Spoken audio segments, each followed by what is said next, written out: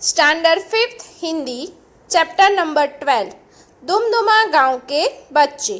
प्रकार है कहानी। बच्चों में अपार क्षमता होती है, उनमें स्वयं कुछ करने के लिए लगन पैदा करना आवश्यक है।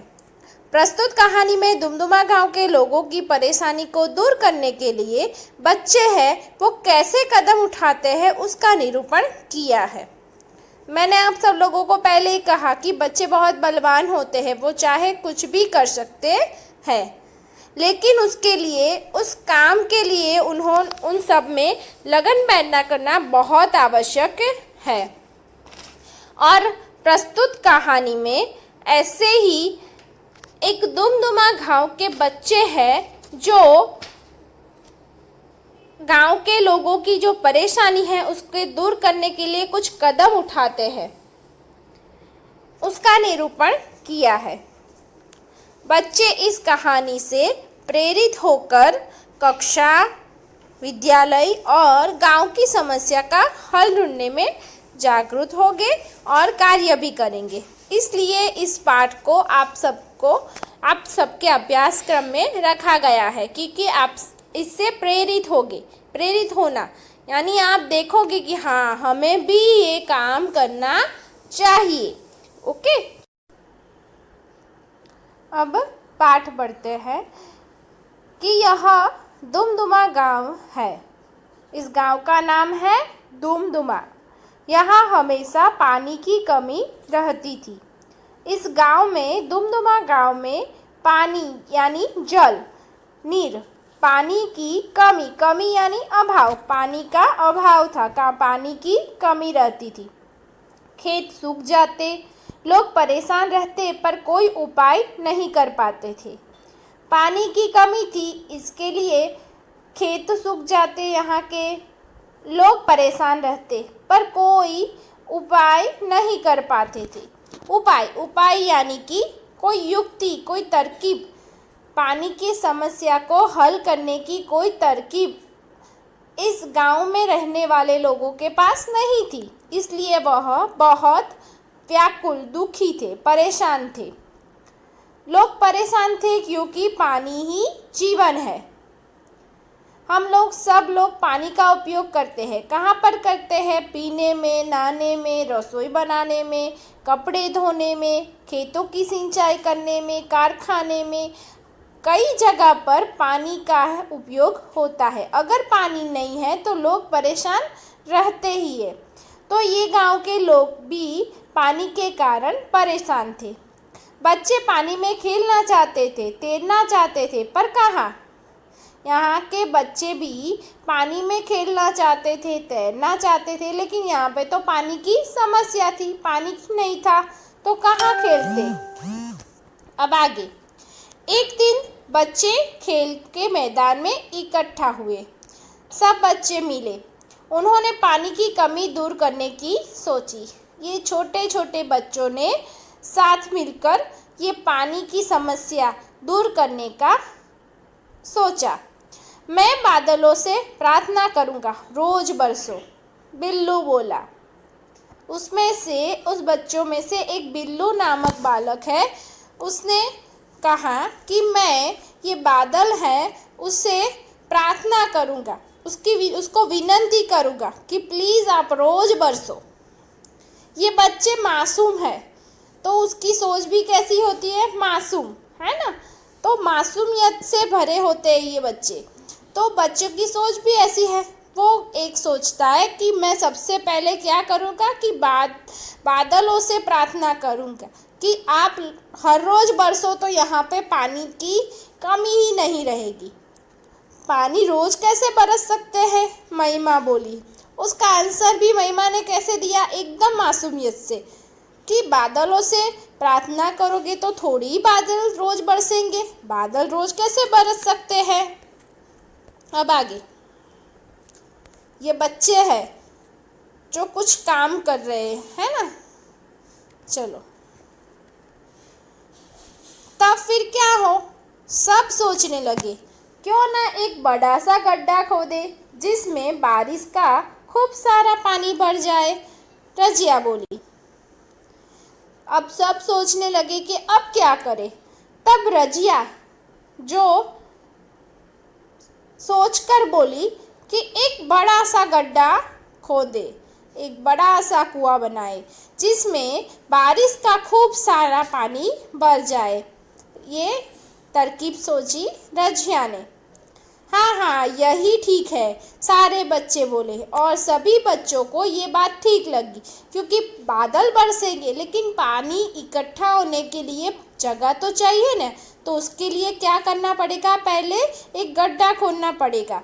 आपने देखा गड्ढा, तो ड और ड मिक्स है, ड है वो हाफ है, ड से ड जुड़ा हुआ है। लेकिन मैंने आपको बोला था कि ड है हलंत वर्ड्स, वो कभी हाफ नहीं हो सकता। तो उसको ड करके जो हलंत वर्ड्स कहते हैं उसको नीचे रेफ करेंगे, उसका हो मतलब है गड्ढा। ड हाफ और ड पूरा, गड्ढा। ओके, तो उसके लिए क्या करना पड़ेगा, एक बड़ा सा गड्ढा खोदना पड़ेगा जिसमें बारिश का पानी भर जाएगा, तो थोड़ी पानी की जो कमी है वो कम हो जाएगी। फिर बच्चे लाए फावड़े, कड़ाही, कुदाले और तसले। मैं आपको ये फावड़े, कड़ाही, कुदाले और तसले किसे कहते हैं वो ये पिक्चर में बताती हूँ। देखो, वेट, हाँ,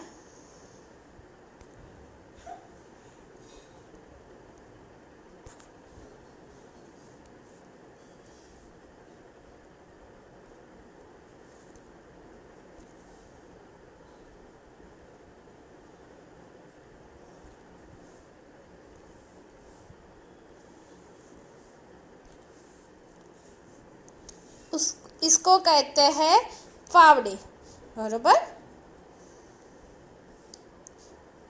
ये टोकरी, फिर ये तसला, यानी कि कटोरे के जैसा ये आकार का ये बड़ा पात्र है, उसे तसला कहते हैं। ये टोकरी, ये फावड़ा और ये उसको कढ़ाई भी कहते हैं, और ये छोटी है तो उसको कढ़ाई कहते हैं। उसे कुदाले किसे कहते हैं, तो ये यहाँ पर कुदाले नहीं दिखाया, लेकिन ऐसे ही एक आकार का जो होता है उसे कुदाले कहते हैं। मैं आपको इस पाठ समझाने के बाद ये फावड़े, कढ़ाई, कुदाले और तसले और टोकरी सबकी पिक्चर्स एक बार दिखाऊंगी। ओके, तो वे जमीन खोदते रहे। तो इस सारे साधनों से उन्होंने क्या किया, जमीन खोद, फिर मिट्टी को ढोते रहे। ढोना यानी उठाकर उसे बाहर फेंक।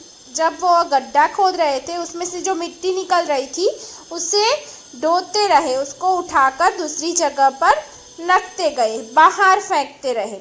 बच्चों को काम करते हुए गांव वालों ने देखा, वे भी बच्चों के साथ काम करने में जुट गए।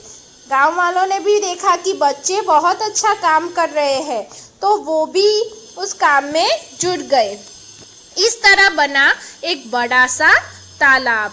इस प्रकार सारे बच्चों की खुदाई से फिर एक बड़ा सा तालाब बना, और तालाब बना इसलिए बरसात में उस तालाब में पानी भरा।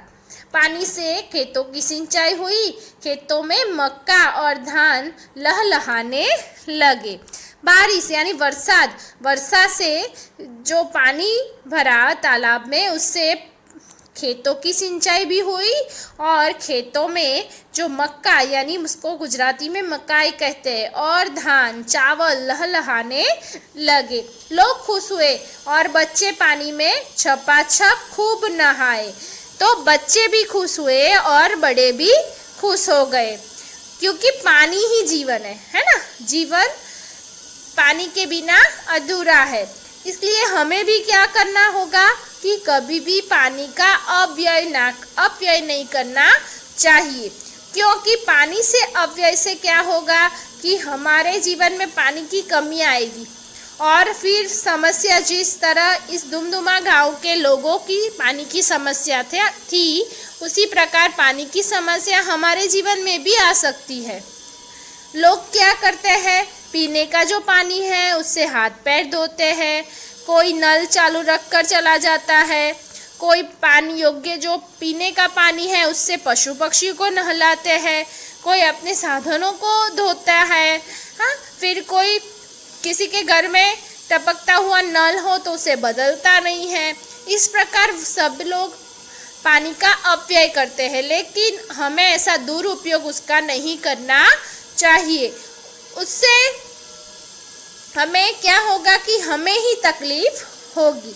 तो हमारा पार्ट 12 दुमदुमा गांव के बच्चे। आप भी ऐसे अपने गांव की, अपने स्कूल की, अपने घर की जो समस्या है उसको हल करने के लिए जागरूक बने, ओके, और अपना कार्य करें।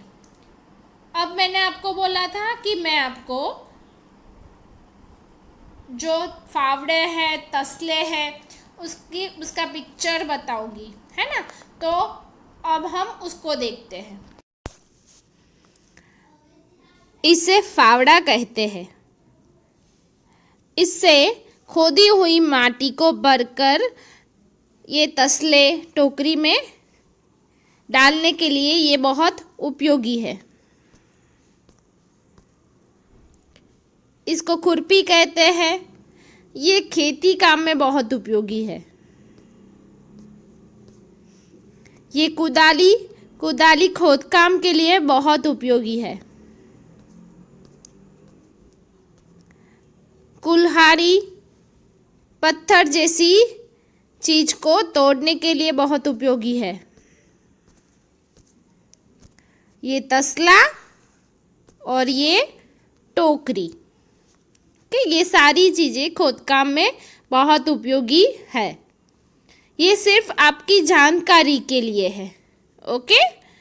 तो अब आप सब लोगों को इस पाठ की समझ हो चुकी होगी, और कोई भी डाउट हो तो मुझे डाउट सेशन में पूछ सकते हो। Thank you.